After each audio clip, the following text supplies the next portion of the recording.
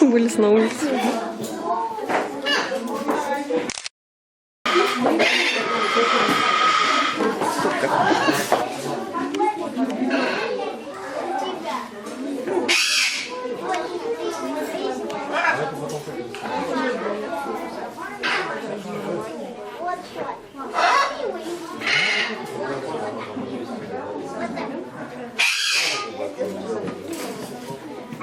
Вырастет будет 1,5 метра, 2,20 размах рук будет. Ничего себе. Передние конечности длиннее, чем нижние конечности.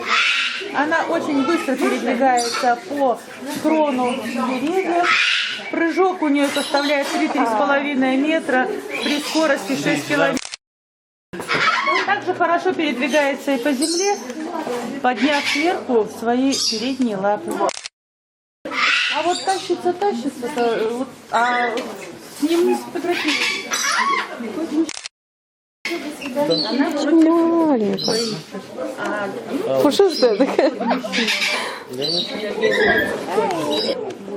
Хватит.